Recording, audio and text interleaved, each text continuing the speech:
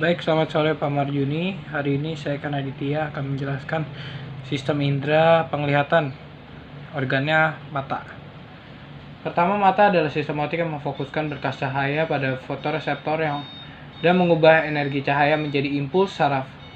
Bagian-bagian mata adalah yang pertama aksesori mata. Itu ada alis di sebelah sini, Pak. Alis mata. Itu untuk melindungi mata dari keringat. Yang kedua ada orbita, itu lekukan tulang berisi bola mata, berarti di daerah sini, Pak. Di sini isinya bola mata. Kemudian kelopak mata itu untuk melindungi mata dari kekeringan dan debu. Berarti di situ ada cairan yang membuat mata kita tidak kering, Pak. Terus habis itu ada otot mata, dia ada dua pasang. Yang pertama ada rectus di sini dan ada sadak untuk menggerakkan mata ke arah vertikal, horizontal, dan menyilang. Yang ketiga itu air mata, Pak. Air mata itu mengandung garam, mukosa, dan lisosim untuk membasahi permukaan mata dan mempertahankan kelembapannya. Yang kedua kita masuk struktur mata. Struktur mata terbagi menjadi lapisan luar, lapisan tengah, lensa, rongga mata, dan retina.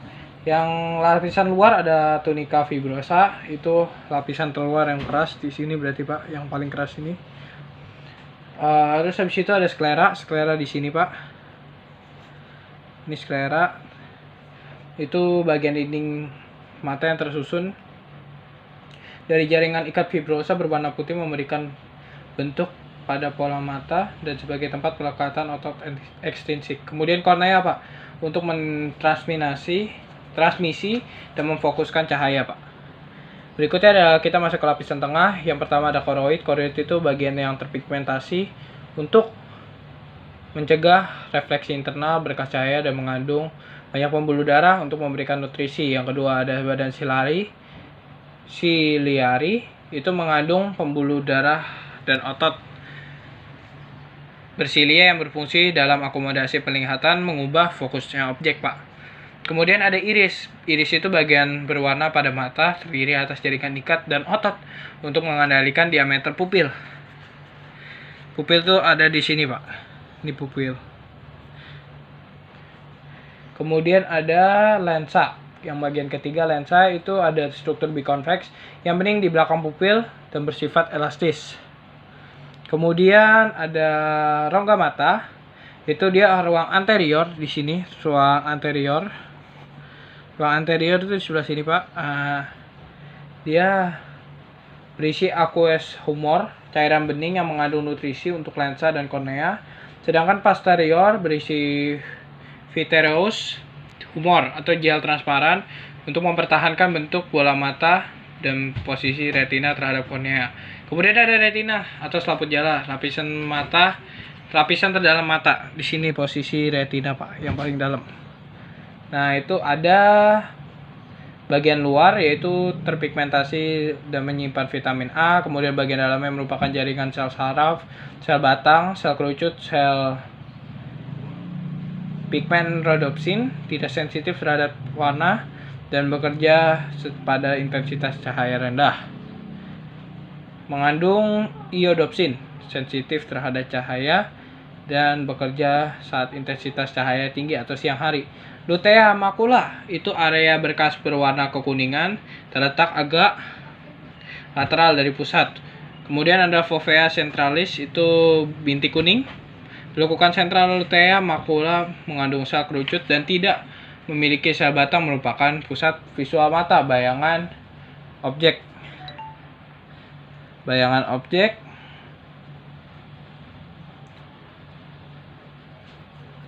jika bayangan benda terjatuh pada bintik kuning, bayangan akan terlihat sangat jelas. Kemudian ada sel saraf, itu terbentuk dari akson, sel ganglion keluar dari mata bergabung pada sisi superior. Bintik buta, diskus optik, itu yang tidak mengandung fotoreseptor. Nah, kemudian kita masuk mekanisme melihat. Yang pertama, cahaya akan dipantulkan oleh benda. Di sini ada benda, cahayanya di sini, Pak. Cahaya di sini kita pantulkan, berarti akan dibiaskan menuju ke sini, ke mata. itu ditangkap oleh mata kemudian menembus kornea. Kornea di sebelah sini Pak, di depan. Menembus ke sebelah sini dulu. Kemudian dia akan diteruskan melalui pupil. Masuk Pak. Pupil itu di depan masih. Nah, kemudian intensitas cahaya yang telah diatur oleh pupil menembus lensa mata ke retina, ke dalam.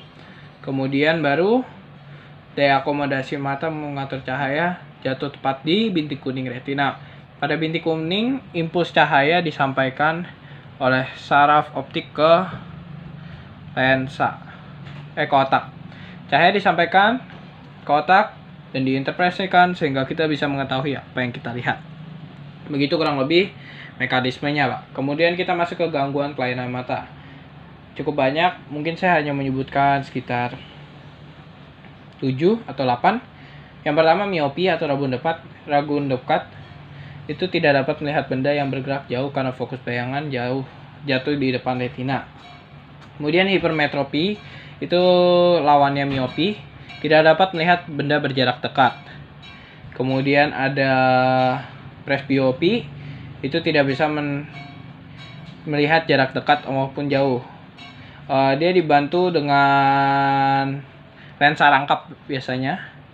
Kemudian kebutaan, dia tidak bisa melihat benda apapun, umumnya biasanya kecelakaan Pak. Kemudian rabun, dia hanya melihat samar-samar, umumnya disebabkan oleh kecelakaan juga. Rabun senja, dia tidak bisa melihat dengan jelas saat sore. Bisa jelas kalau saat sore saja Pak, karena kekurangan vitamin A. Buta warna, penyakit keturunan, dia menyebabkan seorang tidak bisa mempresentasikan warna. Buta warna total itu sama sekali tidak dapat membedakan warna. Warna yang dapat dilihat hanyalah hitam, abu-abu, dan putih. Buta parsial, tidak bisa membedakan warna tertentu. Kemudian katarak Pak. Katarak itu sudah sering kita dengar, itu lensa mata menjadi buram karena penebalan. Karena pada biasanya orang yang terkena itu lanjut usia, biasanya hanya bisa diselamatkan atau bisa diobati oleh operasi. Kemudian ada astigmatisme, itu kelengkungan kornea yang tidak bisa merata, yang menyebabkan ketidakteraturan lengkung-lengkung permukaan bias mata sehingga cahaya tidak fokus pada satu titik retina. Kemudian yang terakhir, mata juling Pak. Biasa kedua mata itu tidak searah, memandang pada dua titik yang berbeda. Atau strabismus disebabkan oleh faktor keturunan, komplikasi penyakit mata, gangguan otot dan saraf, atau kecelakaan. Gangguan ini bisa diatasi sama dengan katarak, yaitu operasi. Baik, itu saja yang bisa saya sampaikan Pak. Terima kasih. Mohon maaf bila gambarnya cukup jelek karena saya memang tidak pandai menggambar Pak. Terima kasih. Selamat sore.